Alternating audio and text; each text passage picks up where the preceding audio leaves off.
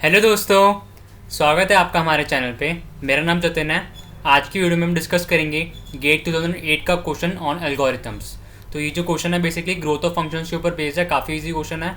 तो चलिए फिर इस वीडियो को शुरू करते हैं एंड क्वेश्चन को देखते हैं क्वेश्चन हमारा क्या है।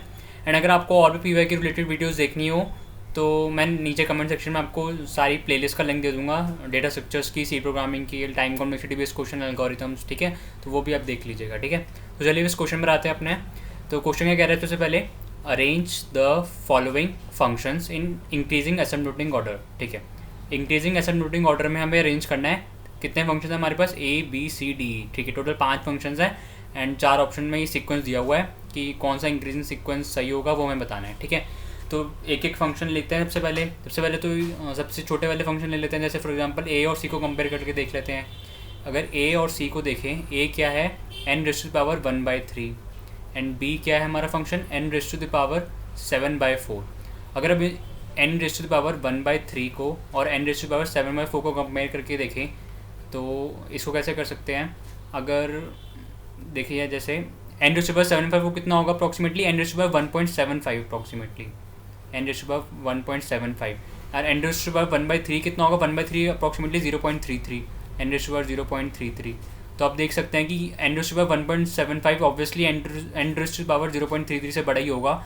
अगर इससे कुछ कट भी करना हो तो कैसे कर सकते हैं, जैसे फॉर एग्जांपल इसमें n raise to the power 0.33 और into n raise to the power 1 point कितना बचेगा, 1.42 बचेगा, और यहाँ पे n raise to the power 0.33। तो ये सिंपली यहाँ पे कैंसिल हो जाएगा, n raise to the power 0.33 और n raise to the power 0.33। यहाँ पे क्या बचा, सिंपली 1 बचा, और यहाँ पे क्या बचा, n raise to the power 1.42। तो ऑब्वियसली 1 से अगर कंपेयर करेंगे n raise to the power 1.42 को, ऑब्वियसली एन की पावर 1.42 की ग्रोथ ज़्यादा ही होगी। तो ए और बी में हम देखें, ए और बी में कौन बड़ा है, ए बी बड़ा है सबसे बड़ा, ए और बी में, ठीक है। ए और बी में ये रिलेशन आ गया, ठीक है। फर्दर देखते हैं। फर्दर अगर देखना चाहे, अगर बी और ई में देख लेते हैं ये, क्योंकि एक्सपोनेंशियल है, इनमें देख लेते हैं। तो ई क्या कह रहा है हमारा, पहले बी ले लेते हैं। बी क्या है, कह रहा है e raise to the power n कह रहा है। ई की वैल्यू तो नेपियर्स कांस्टेंट है एक तरीके से, तो इसे हम ई की वैल्यू अप्रॉक्सीमेट होती है 2.7 के अप्रॉक्स होती है, ठीक है। तो इससे वैल्यू पुट कर देते हैं 2.7 raise to the power n, ठीक है। ये बी फंक्शन हो गया हमारा, ई की पावर एन इक्वल टू 2.7 की पावर एन, ठीक है। और ई क्या कह रहा है हमारा, ई कह रहा है 1 2 3 4 5 6 0 फिर 1, 1 2 3 4 5 6 1, इसकी पावर टोटल एन, ठीक है। ये दोनों एक्सपोनेंशियल है। तो एक्सपोनेंशियल फंक्शन की इन जनरल अगर हम देखें, पॉलिनोमियल फंक्शन और एक्सपोनेंशियल फंक्शन में, पॉलिनोमियल और एक्सपोनेंशियल में एक्सपोनेंशियल की ग्रोथ सबसे ज़्यादा होती है, ठीक है। पॉलिनोमियल और एक्सपोनेंशियल में एक्सपोनेंशियल की ग्रोथ ज़्यादा होती है। पॉलिनोमियल का फंक्शन किस टाइप का होता है, let's for example n raise to the power कुछ constant, n raise to the power सी। और एक्सपोनेंशियल किस टाइप का होता है, c raise to the power something n, ठीक है। तो ये एक्सपोनेंशियल फंक्शन की डेफिनेशन होती है और पॉलिनोमियल फंक्शन की डेफिनेशन होती है n raise to the power c, ठीक है। तो as compare to polynomial exponential में एक्सपोनेंशियल ऑलवेज ग्रेटर देन होता है पॉलिनोमियल से, ठीक है। तो अगर हम बी और ई को अरेंज करें, बी और बी सॉरी यहाँ पे यहाँ पे ये सी लिया था हमने, ये बी नहीं लिया था, सी लिया था, sorry. N raise to the power 7/4 c है हमारा, ठीक है। तो ये बी नहीं आएगा, इधर सी आएगा, ए और सी, ठीक है। अगर हम देखें ए और सी तो हमारे सिंपली पॉलिनोमियल टाइप के फंक्शन है, a n raise to the power 1/3 और c n raise to the power 7/4, तो वो तो पॉलिनोमियल वाली कैटेगरी में आ जाएंगे। एंड जो बी और ई है वो हमारे एक्सपोनेंशियल वाली कैटेगरी में है, c raise to the power n है। बी और ई एक्सपोनेंशियल वाली कैटेगरी में है, तो ऑब्वियसली बी और ई जो है ए सी से बड़ा ही होंगे, तो मतलब बी और ई यहाँ पे आएंगे, ठीक है। बी और ई का यहाँ पे कोई चांस नहीं है।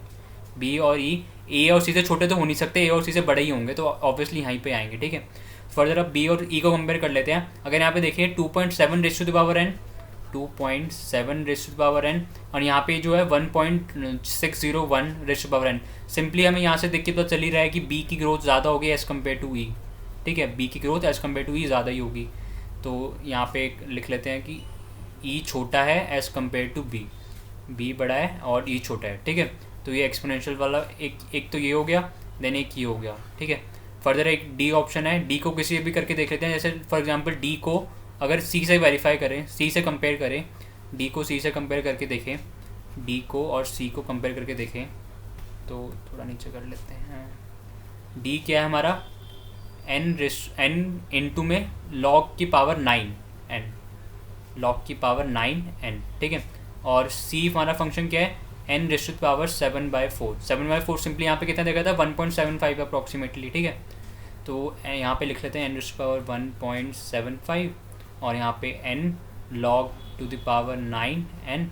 यहाँ के ऊपर देखें, अगर एन से यहाँ पे एन रेस्ट टू पावर 1.75 कटेगा तो कितना बचेगा यहाँ पे, n raised to power 0.75 and यहाँ पे क्या बचेगा, लॉग टू द पावर 9 और log to the power 9 n, ठीक है। बेस कुछ भी ले सकते हैं, 10 या 2, कुछ से कुछ फ़र्क नहीं पड़ेगा।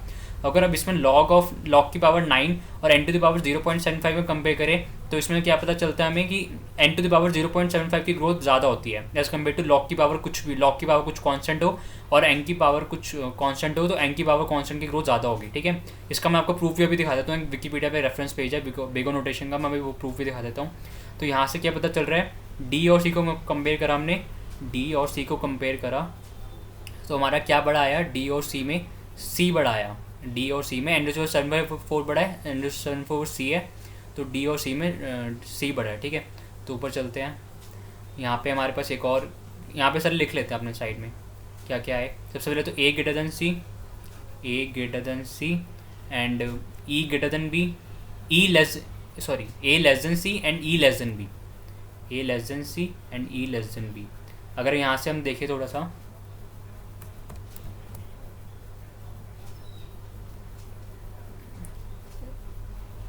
अगर हम ए और डी को कंपेयर भी कर लें, ए और डी को कंपेयर भी कर लेते हैं एक बार। ए हमारा फर्स्ट फंक्शन क्या है, ए है एन रेज़ टू पावर 1/3 और डी क्या है, n into log to the power 9 है। अगर ए और डी को कंपेयर करें, ए हमारा यहाँ लिख लेते हैं, ए है